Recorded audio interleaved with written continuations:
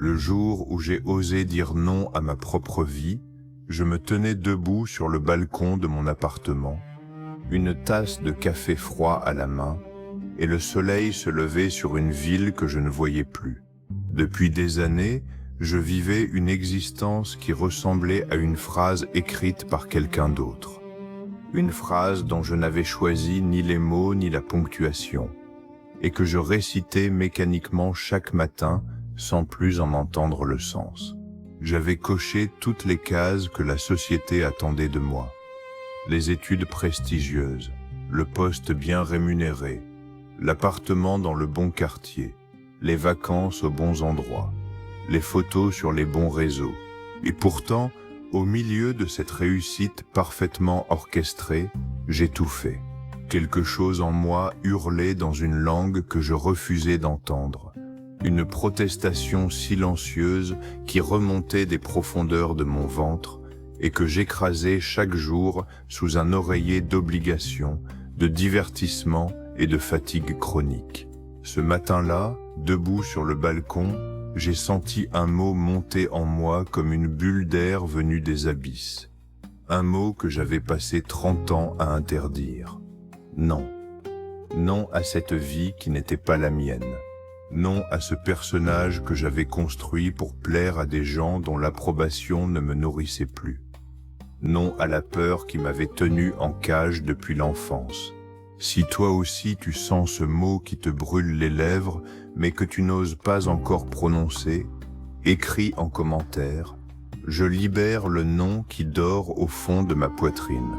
D'après Carl Jung, ce moment où l'on dit non au faux pour faire de la place au vrai est l'acte fondateur de toute individuation, ce processus de devenir ce que l'on est vraiment par-delà les masques et les conditionnements. Nous naissons avec un soi, un centre intérieur qui sait quel chemin est le nôtre, quelles passions nous appartiennent, quelles relations nous nourrissent. Mais très vite, pour survivre dans le monde des adultes, nous apprenons à trahir ce soi. Nous apprenons que pour être aimé, il faut être sage, que pour être accepté, il faut se conformer, que pour réussir, il faut sacrifier ses rêves sur l'autel du raisonnable. Nous devenons des traîtres à nous-mêmes par obéissance, par peur du rejet, par besoin d'appartenance. Et cette trahison, que nous croyons anodine parce qu'elle est partagée par tout le monde, est la source de tous les maux qui nous rongent.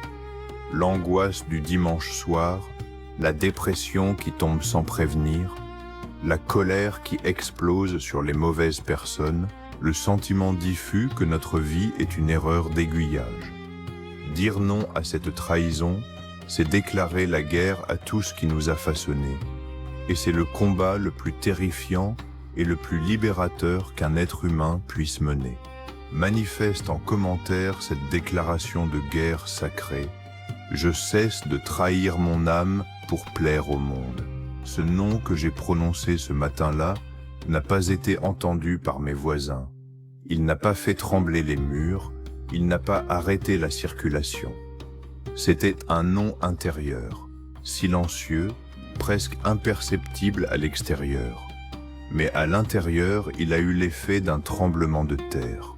Il a fissuré les fondations de ma persona, ce masque social que j'avais patiemment sculpté pendant 30 ans pour correspondre à ce que l'on attendait de moi.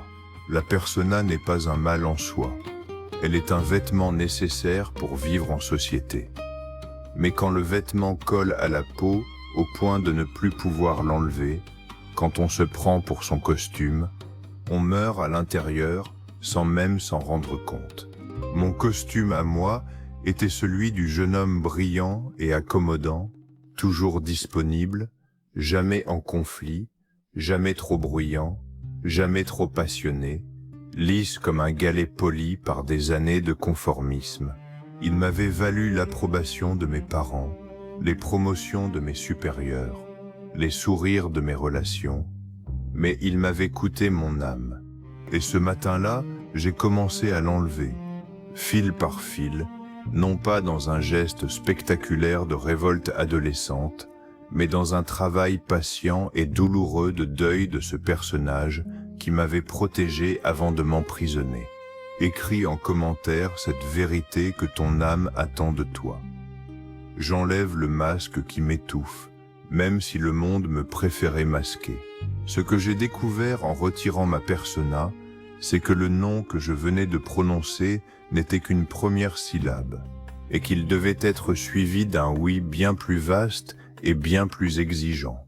Dire non à la vie qu'on ne veut plus ne suffit pas, il faut dire oui à la vie qui nous appelle.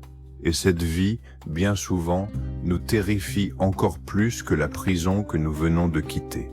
La liberté fait peur, elle donne le vertige, elle nous place devant l'immensité de nos possibles sans le garde-fou des conventions et des attentes sociales. Quand j'ai quitté le chemin balisé que j'avais suivi toute ma vie, je me suis retrouvé dans une forêt sans sentier, sans boussole, sans carte, avec pour seul guide cette voix intérieure que j'avais ignorée si longtemps et dont je ne savais même plus reconnaître le timbre. D'après Carl Jung, cette forêt, c'est l'inconscient, et la voix qui nous guide à travers elle, c'est le soi. Mais pour entendre cette voix, il faut accepter de traverser un désert de silence, un temps de solitude et d'incertitude où l'ancien est mort et où le nouveau n'est pas encore né.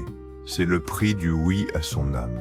Et ce prix, personne ne peut le payer à notre place. Si tu es dans ce désert en ce moment, entre un non que tu as déjà dit et un oui que tu n'oses pas encore prononcer, écris en commentaire « J'accepte le désert qui sépare l'ancienne vie de la nouvelle ». Le oui à mon âme a pris des formes que je n'aurais jamais imaginées dans mon existence précédente. Celle du personnage rangé et prévisible que j'avais cessé d'être.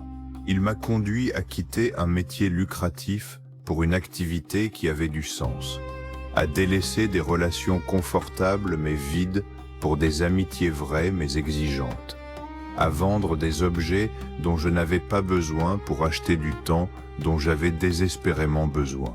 Il m'a conduit à me lever le matin avec la peur au ventre et l'excitation dans la poitrine, ces deux sentiments qui sont les deux faces de la même pièce quand on marche vers son destin.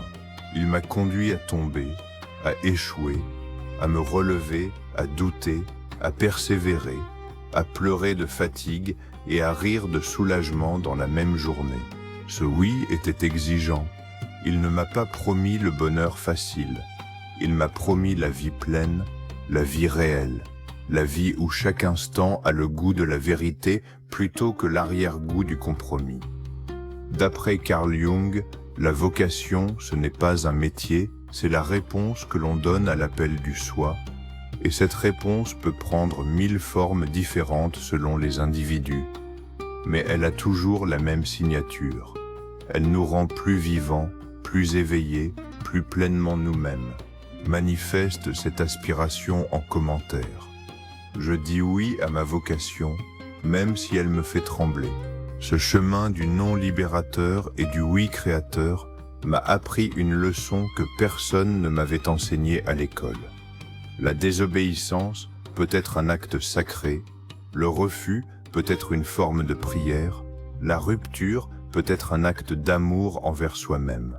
On nous a raconté que la vertu consistait à obéir, à se conformer, à ne pas faire de vagues, à dire amen à tout ce que l'autorité nous présentait comme la vérité. Mais d'après Carl Jung, l'individuation exige parfois que l'on désobéisse aux normes collectives pour obéir à la loi intérieure du soi. Le héros mythologique n'est pas celui qui suit le troupeau, c'est celui qui quitte le village, qui traverse la forêt interdite, qui tue le dragon et qui revient avec le trésor. Ce trésor, ce n'est pas de l'or, c'est sa propre vie sauvée des griffes du conformisme.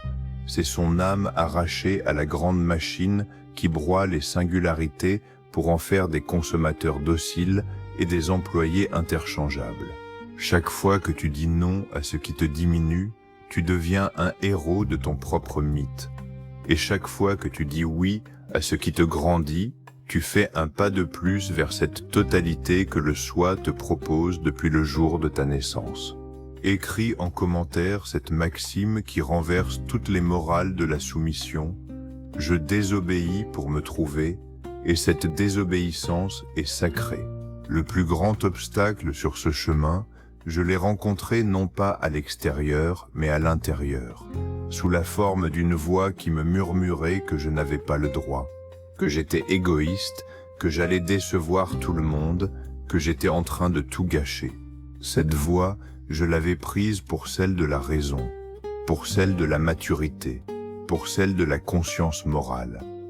Mais en réalité, c'était la voix de mon ombre qui avait pris le déguisement du juge pour mieux me garder en prison.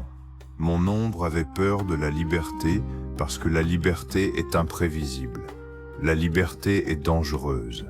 La liberté ne garantit rien. Elle préférait la cage connue à l'horizon inconnu, comme tous les prisonniers qui finissent par aimer leur chaîne parce qu'elle les rassure. Faire taire cette voix, ou plutôt la reconnaître, la nommer, la remercier pour son inquiétude et passer outre, c'est l'acte le plus courageux que j'ai jamais accompli. Le courage n'est pas l'absence de peur, c'est la décision que quelque chose est plus important que la peur. Et ce quelque chose, pour moi, c'était ma vie, ma vraie vie, celle qui m'attendait de l'autre côté du non. Si tu entends cette voix en toi qui te dit que tu n'as pas le droit de dire non, écris en commentaire. J'entends la peur, mais je ne lui obéis plus. Ma vie est plus grande que mes peurs. Aujourd'hui, je ne vis plus dans la cage qui m'avait été assignée à la naissance. Mais je ne vis pas non plus dans un paradis sans souffrance ni doute.